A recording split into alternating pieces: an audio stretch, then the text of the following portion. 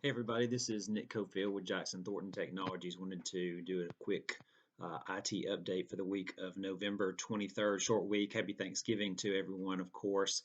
I want to start off by talking about some things that we're seeing news related.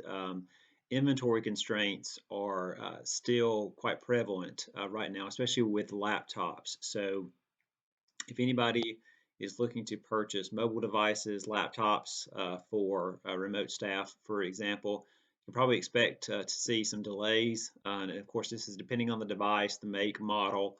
But wanted to let everyone know that we are still seeing constraints with inventory. Of course, we've seen this throughout the summer into the fall. And so we expect to see this also continuing on to the first quarter of next year. Also wanted to give you another update on Microsoft Teams. Of course, we continue to see Microsoft make changes, positive changes to Microsoft Teams to add additional functionality. One thing that they just added was the ability to use applications in Teams meetings that are scheduled. And so whether you want to do, for example, polling within a scheduled meeting, or perhaps you want to use a whiteboard, you can now attach those applications to scheduled meetings, and the data from the app will stay in the meeting after the meeting is concluded. So I know personally I've used the whiteboard app quite a bit. That's very, very helpful. But if you're scheduling meetings, look and see what apps you could possibly use within those meetings might make the meeting actually a lot more productive for you. Another thing I wanted to talk to real quick was, of course, we are coming up on the end of the year.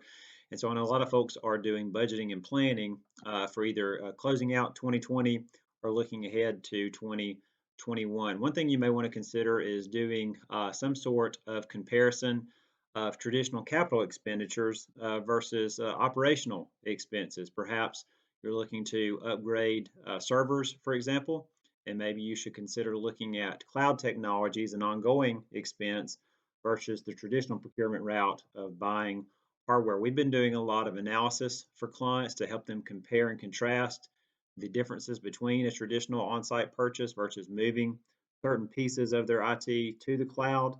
A lot of folks are going more of a hybrid approach, of course.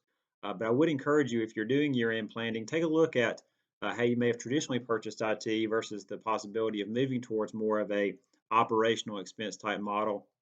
It might reveal some things that would help you change the way that you're going to be purchasing IT moving forward.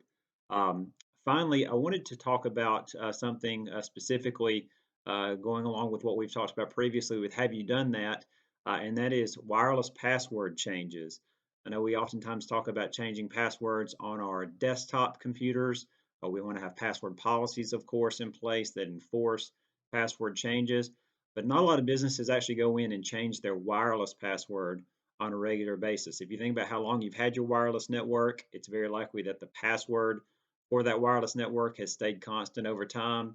You think about the folks who have that password, who may no longer be with your organization, and you have to think through the scenarios of, do they have the potential to use that password to access anything on your computer network. So looking ahead to 2021 and looking at possible improvements to your security policy, consider making changes to your wireless network password, and consider those changes to be part of your ongoing information security policy. In other words, don't have a static password. Change the password on a regular basis. And of course, if you have a specific event like a high risk employee leave, certainly have that be a catalyst for changing your password. Again, want to wish everybody a happy Thanksgiving. If you have any questions, feel free to contact us to Jackson Thornton Technologies, 334 261 6475. Thanks.